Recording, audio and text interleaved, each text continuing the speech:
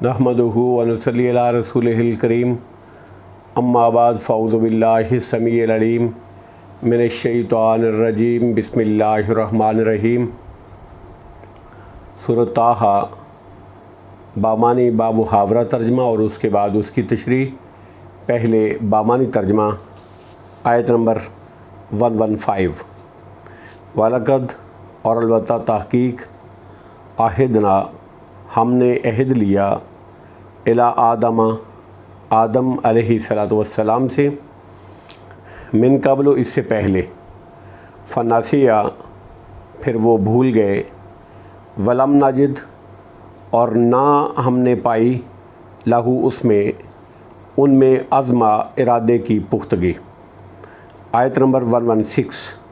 Wise और याद करो जब कुलना हमने कहा लिल मलाइकति इसजुदू फ़रिश्तों से तुम सजदा करो ले आदम अलैहिस्सलातु वस्सलाम को फ़सजदू तो उन्होंने सजदा किया इल्ला सिवाय इबलीस के व अबा उसने इनकार किया। आयत नंबर 117। फ़कुलना चुनाचे हमने कहा या आदमो ए आदम इन्ना बिलाशुबा हादा ये यानी इबलीस अदुव्वुल्ला का दुश्मन है तेरा वाले ज़ौजे का और तेरी बीवी का। फ़ला युख़रिजन्नकुमा सो ना वो हरगिज़ निकलवा दे तुम दोनों को मिनल जन्नते जन्नत से फ़तश का वरना तू मुशक्क़त में पड़ जाएगा। आयत नंबर 118। इन्ना बिलाशुबा लाका तेरे लिए है अल्लाह तजुआ ये फ़ायदा कि ना तू भूखा होगा फ़ीहा उसमें वला तारा और ना तू नंगा होगा। आयत नंबर 119। व अन्ना का और बेशक तू ला तज़माऊ ना प्यासा होगा फ़ीहा उसमें वला तज़ा और ना तुझे धूप लगेगी। आयत नंबर 120। फ़वस्वसा फिर वसवसा डाला इलैहि शैतानो उनकी तरफ शैतान ने काला शैतान कहने लगा या आदमो ए आदम हल अदुल्लो का क्या मैं दलालत करूं तुझे अला शजरतिल खुल्द हमेशगी के दरख्त पर व मुल्किल और ऐसी बादशाही पर ला यबला जो पुरानी ना हो। आयत नंबर 121।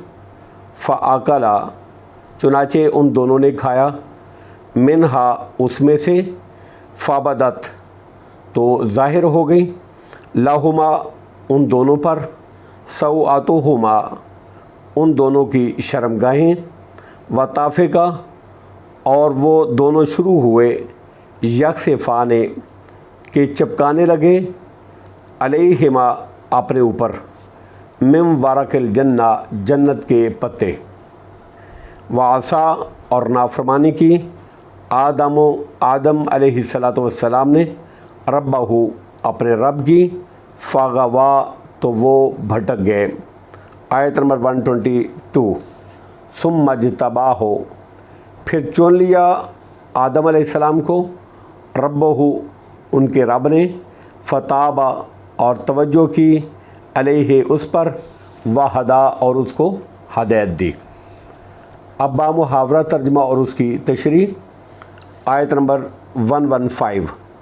वलक़द आहिदना इला आदम मिन क़ब्ल अलबत्ता अल्लाह फरमाते हैं अलबत्ता हमने इससे पहले आदम अलैहिस्सलाम से अहद लिया था। फ़नसिया तो आदम अलैहिस्सलाम भूल गए वलम नजिद लहू अज़्मा और हमने आदम अलैहिस्सलाम में अज़्म समीम ना पाया। निसियान भूल जाना हर इंसान की सृष्टि में दाखिल है और इरादे की कमज़ोरी यानी फ़ुक़दान अज़म ये भी इंसानी तबाय में बिल्कुल बिलूम पाई जाती है। ये दोनों कमज़ोरियाँ ही शैतान के वसवसों में फंस जाने का बायस बनती हैं। अगर इन कमज़ोरियों में اللہ رب العزت کے حکم سے بغاوت اور سرکشی کا جذبہ اور اللہ رب العزت کی نافرمانی کا عزم مصمم شامل نہ ہو تو بھول اور ضعف ارادہ سے ہونے والی غلطی عصمت و کمال نبوت کے منافی نہیں ہے، کیونکہ اس کے بعد انسان فوراً نادم ہو کر شرمندہ ہو کر اللہ رب العزت کی بارگاہ میں جھک جاتا ہے، توبہ کرتا ہے، توبہ استغفار میں مصروف ہو جاتا ہے، جس طرح کہ آدم علیہ السلام نے بھی کیا تھا۔ آدم علیہ السلام کو اللہ رب العزت نے سمجھایا تھا کہ شیطان تیرا اور تیری بیوی کا دشمن ہے، یہ تمہیں جنت سے کہیں نکلوا نہ دے۔ یہی وہ بات ہے جس کو یہاں عہد سے تعبیر کیا گیا ہے۔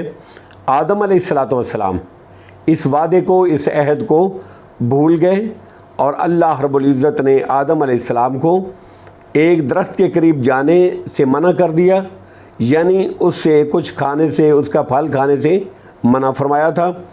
آدم علیہ السلام کے دل میں یہ بات موجود تھی کہ وہ اس درخت کے قریب نہیں جائیں گے، لیکن جب شیطان نے اللہ کی قسمیں کھا کر ان کو یہ باور کرایا اور اس کا کہنے لگا کہ اس کا پھل تو یہ تاثیر رکھتا ہے کہ جو کھاتا ہے اس کو حیات جاوداں، ہمیشہ کی زندگی اور دائمی بادشاہت مل جاتی ہے، تو آدم علیہ السلام ارادے پر قائم نہ رہ سکے اور فقدان عزم کی وجہ سے شیطانی وسوسے کا شکار ہو گئے۔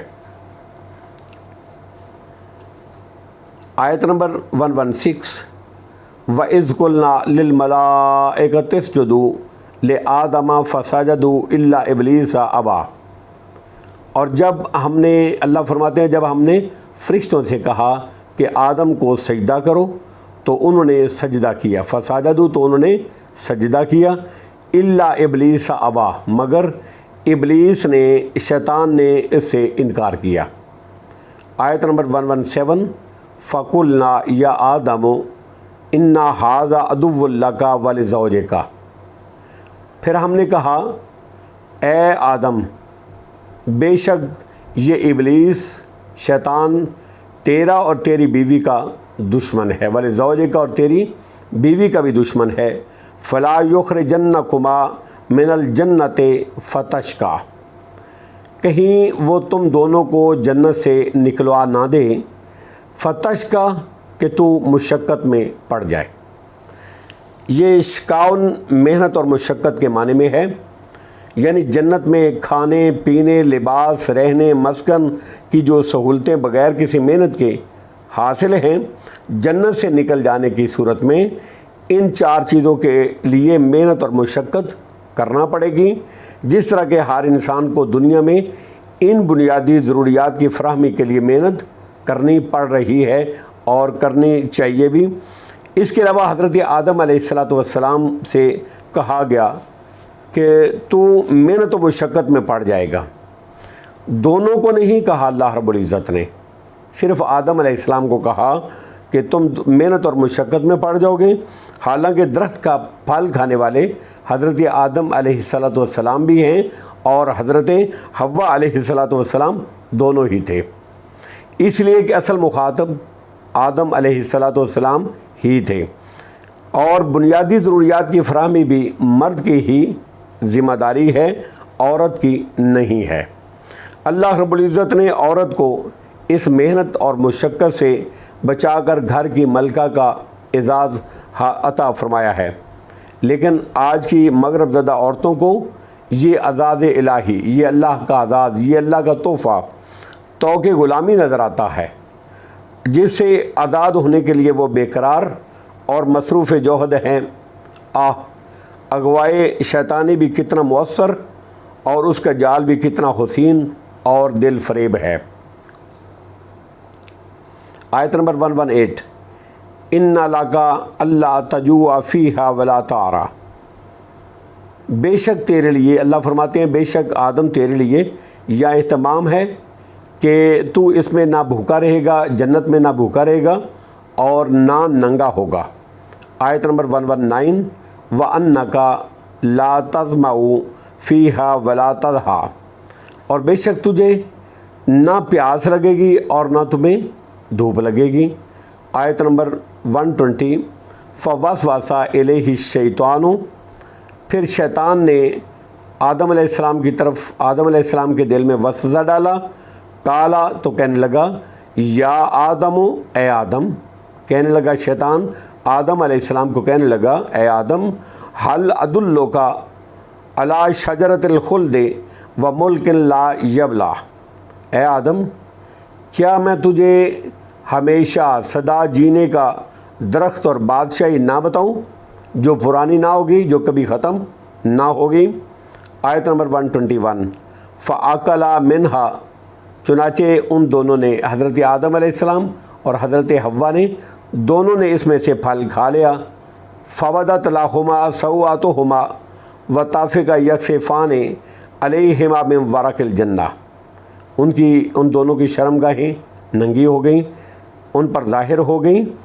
وَطَفِقَا يَخْصِفَانِ عَلَيْهِمَا مِنْ وَرَقِ الْجَنَّةِ، اور وہ دونوں جنت کے پتے اپنے جسموں پر لپیٹنے کے اوپر مجبور ہو چکے، جنت کے پتے چپکانے لگ پڑے۔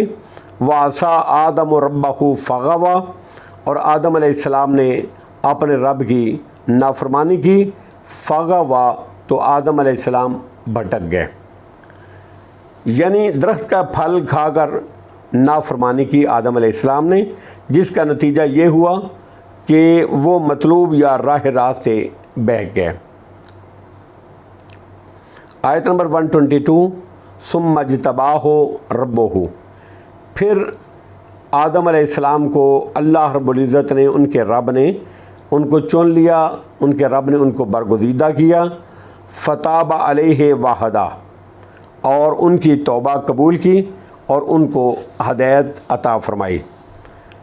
اس سے بعض لوگ استدلال کرتے ہوئے یہ کہتے ہیں کہ آدم علیہ السلام ان عصیان، یعنی اس غلطی کا صدور نبوت سے پہلے ہوا، ابھی نبوت ان کو نہیں ملی تھی تو اس وقت یہ کام ہوا تھا، یہ غلطی ہوئی تھی، اور نبوت سے اس کے بعد آپ کو نوازا گیا۔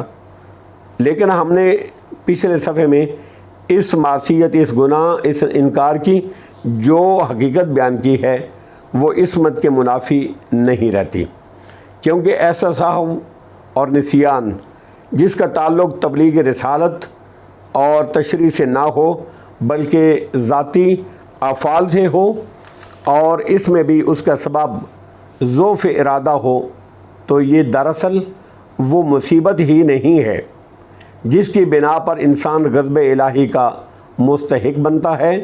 اس پر جو معصیت کا اطلاق کیا گیا تو محض ان کی عظمت، شان اور مقام بلند کی وجہ سے کہ بڑوں کی معمولی غلطی کو بھی بڑا سمجھ لیا جاتا ہے۔ جس طرح مشہور ہے کہ حسنات الابرار سیئات المقربین، نیک لوگوں کی نیکیاں بھی مقربین بارگاہ الہی کے حق میں برائیاں متصور ہوتی ہیں۔ اس لیے آیت کا مطلب یہ نہیں کہ ہم نے اس کے بعد ان کو نبوت کے لیے چن لیا، بلکہ مطلب یہ ہے کہ ندامت اور توبہ اور شرمندگی کے بعد ہم نے آدم علیہ السلام کو پھر مقام اجتباء پر فائز کر دیا، جو پہلے ان کو حاصل تھا، جو ان کا پہلے مقام تھا اس پر بحال کر دیا گیا۔ ان کو زمین پر اتارنے کا فیصلہ ہماری مشیت اور حکمت اور مصلحت پر مبنی تھی۔ اس سے یہ نہ سمجھ لیا جائے کہ یہ ہمارا عتاب ہے جو آدم علیہ السلام پر نازل ہوا۔ واللہ عالم بالصواب، وآخر دعوانا ان الحمد للہ رب العالمین۔